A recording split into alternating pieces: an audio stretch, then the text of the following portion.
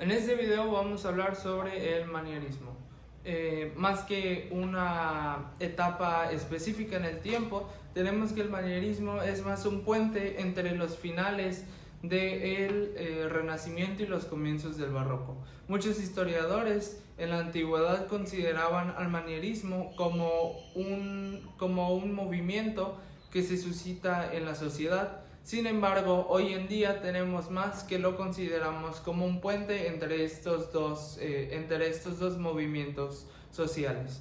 Tenemos primero que en el manierismo vemos cómo van cambiando todas estas cosas que teníamos en el Renacimiento, como en ámbitos sociales, económicos, en ámbitos de las ciencias y religiosos. Tenemos que todas estas cosas comienzan a cambiar abruptamente y la gente de este periodo del tiempo comienza a sentir y a entrar en una crisis. Tenemos que al principio del siglo XVI hasta finales de este mismo, todo es más que un proceso de cambio que nos va adentrando un poco más hacia el barroco. Entonces tenemos que en esta etapa de cambio empezamos a ver cómo entramos de nuevo hasta cierto punto en una sobriedad en cuanto a las artes y en cuanto a la arquitectura. Tenemos, por ejemplo, que en las artes todo esto que estaba muy marcado en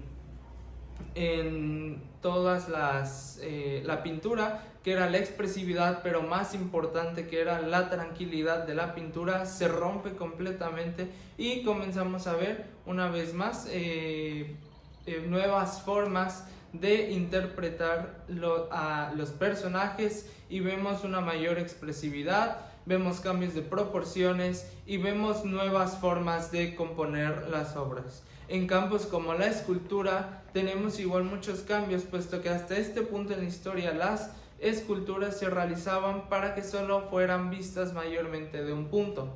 Es cierto que a pesar de estar esculpidas de todos los ángulos, estas nada más tenían un foco de interés que era al frente de la pieza mayormente.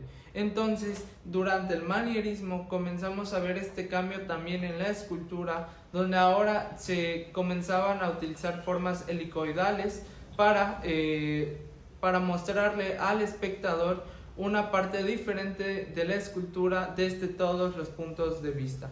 Tenemos igual que en la arquitectura se comienza a utilizar una mayor ornamentación y comenzamos a tener que empezamos a entrar en este barroco. Sin embargo, solo con los procesos ornamentales que se realizaban en los edificios. Y tenemos también que las iglesias en forma de cruz latina en ese tiempo eran importantes. Sin embargo, tenemos que empiezan a cambiar y pasamos que en el Renacimiento teníamos iglesias, por ejemplo, con muchas columnas interiores, y a que en el manierismo comenzamos a ver ya espacios más extensos, espacios más amplios, donde ya no hay nada que interrumpa a los usuarios del fin que cumplían estos edificios. Tenemos igual que estos edificios eran puramente ornamentados y que no eran pintados, a diferencia de en el Renacimiento, o como veremos más adelante en el Barroco. Tenemos que toda la decoración de los edificios se enfocaba simplemente estaba enfocada simplemente a la ornamentación, y a pesar de que muchos de los lugares hoy en día en donde podemos ver ejemplos del manierismo están cubiertos con otros ejemplos del barroco, tenemos que las iglesias, los templos originales y los edificios originales carecían de retablos, carecían de pinturas, y la única decoración que tenían al interior era puramente ornamental. En los primeros puntos que vamos a estar abordando el día de hoy serán las monarquías europeas, o mejor conocidas como las monarquías nacionales. Tenemos que a finales de la Edad Media, con el fin del feudalismo, pues las personas se quedan con la necesidad de un nuevo sistema político, económico y social. Tenemos que el feudalismo, después de la peste negra, queda completamente devastado, y para el Renacimiento se comienza a buscar una vez más un sistema nuevo. Entonces tenemos que entonces en este punto de la historia nacen las monarquías. Tenemos que durante todo el Renacimiento, a pesar de que sí se habían consolidado ya varias monarquías, todas estas obtienen su poder hasta el manierismo.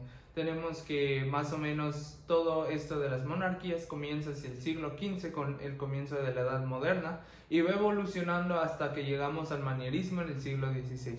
Tenemos que al principio todas estas monarquías que captaban sus tierras y sus poderes por medio de dos opciones. Una era pactar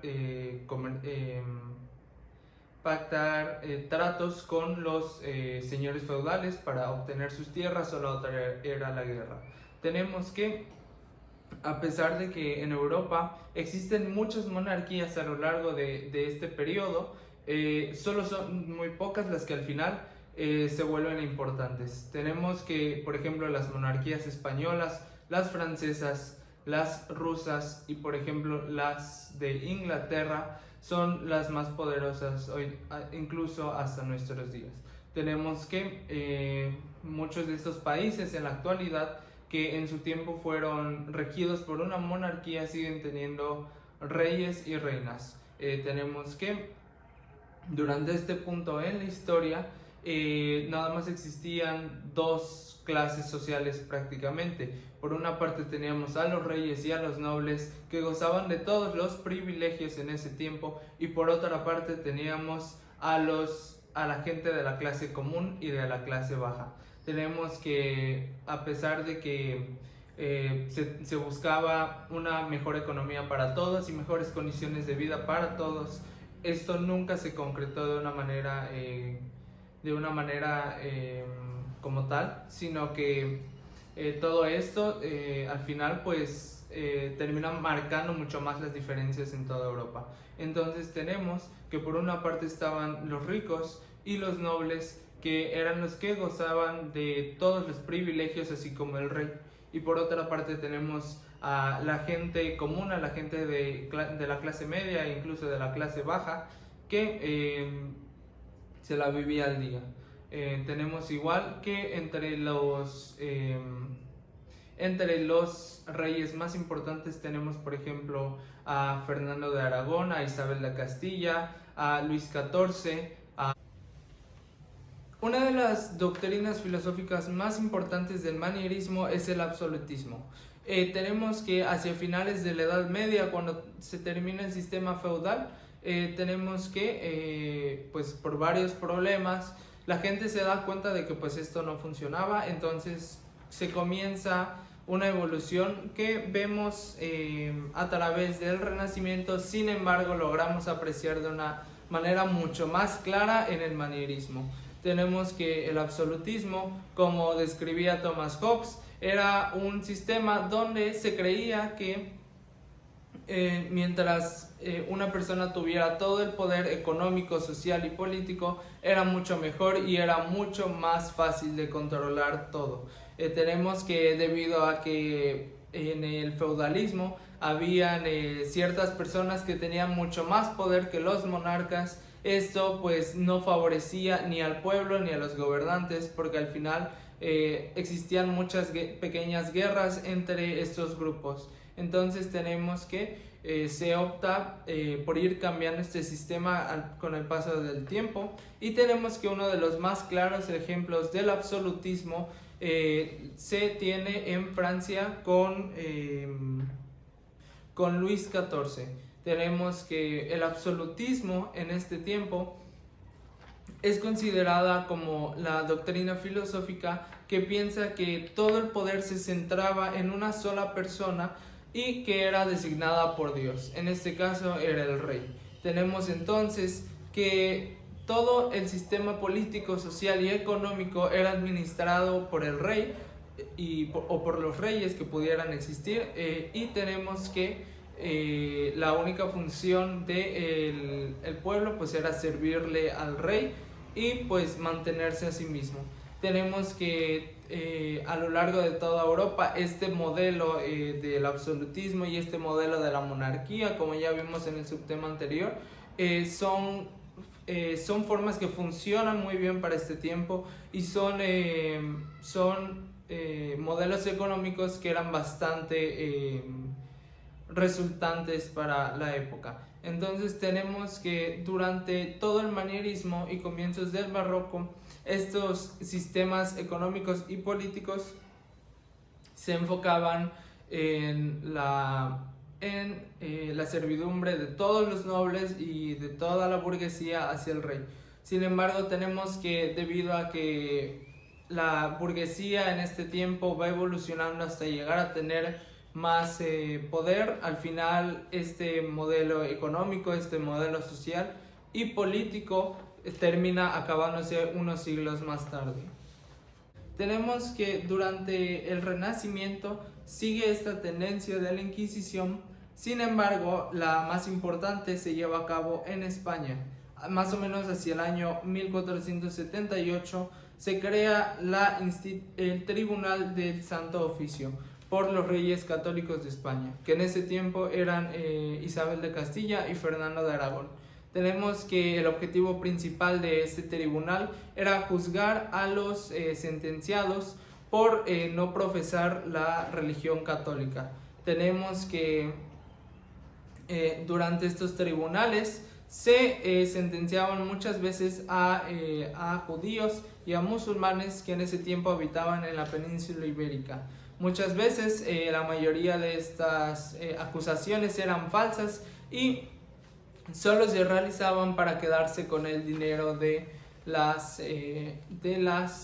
familias de estas personas. Entonces tenemos que, puesto que hacia 1478 más o menos, los cristianos de esta parte de Europa pasaban por pobreza. Y tenemos entonces que por otra parte en la península ibérica existían también grupos judíos y grupos musulmanes. Tenemos que los grupos judíos que existían en esta parte del mundo les iba bastante bien debido a sus sistemas comerciales y a sus sistemas de préstamos que ellos habían desarrollado con el paso del tiempo. Tenemos entonces que para esto se toma a los musulmanes, se toma a los judíos como un chivo expiatorio para que tranquilizar a una sociedad que estaba sumergida en la pobreza. Entonces tenemos que con la creación del Santo Oficio para el año 1478, los judíos y musulmanes son obligados o a dejar el territorio español o a convertirse al catolicismo. A pesar de que más o menos la mitad de estos dejó el territorio, la otra mitad se quedó y seguía practicando sus religiones en secreto. Tenemos que la Santa Inquisición consistía en una serie de torturas o incluso sentencias de muerte. Tenemos que el Tribunal de la Inquisición realizaba más o menos unos eventos llamados autos de la fe. En estos eventos eran públicos y eran realizados por los tribunales inquisitorios de cada lugar, y en ellos se presentaban a los acusados por parte muchas veces de rumores o de mentiras, y eran juzgados y muchos eran sentenciados a muerte. A pesar de que mucha gente fue acusada de esto, se aproxima que de todas las personas que fueron acusadas, solo el 2% de ellas fue sentenciadas a muerte. Tenemos que, según los dos historiadores que estarán apareciendo en la pantalla, las cifras de muertos en los 350 años de la Inquisición española van entre los 5.000 y los 3.000 muertos. Más o menos entre estos números se encuentran las cifras. Y tenemos que, a pesar de que todas estas suenan como un número bastante grande, no se comparan, por ejemplo, a las casas de brujas de los protestantes, con alrededor de como 20.000 muertos y 50.000 en toda Europa. Tenemos que la Santa Inquisición, a pesar de haber sido un órgano bastante violento y un acto completamente reprochable, no fue del todo cierto. Y tenemos que muchas veces las ideas de la Inquisición están mal concebidas. Toda esta idea errónea que tenemos se debe a que principalmente después de la separación de Lutero de la Iglesia Católica, con el comienzo de las religiones protestantes, tenemos que pues Lutero y estas religiones se sitúan más hacia el norte de Europa, en lugares como Inglaterra y Alemania. Tenemos que con la creación de la imprenta, se difunden estos mensajes de que la Inquisición española era algo completamente diferente a lo que realmente fue. Tenemos que, a pesar de que estos tribunales muchas veces no eran del todo justos, tenemos que existe un gran avance entre los tribunales anteriores del pasado, y vemos cómo los acusados gozaban de mejores tratos en las prisiones inquisitorias, y también gozaban de mayores derechos en estas, a diferencia de su contraparte, que eran los acusados por otros delitos. Tenemos incluso que muchos de los acusados por otros delitos muchas veces preferían estar en cárceles inquisitorias porque se les trataba mucho mejor. Tenemos que la mayoría de las ejecuciones son a comienzos del siglo XV y del siglo XVI, perdón. Y tenemos que la mayoría de las torturas que estaban en la Inquisición y que se aplicaban eran la mayoría del tiempo trataban de ser no mortales para las personas a las que se les aplicaban, y la mayoría del tiempo estaba un doctor revisando que pues las personas no sufrieran de daños permanentes. Entonces tenemos que, a pesar de que la Inquisición española es un acto totalmente reprochable, al final muchas veces tenemos una concepción bastante errónea de y tenemos una exageración total.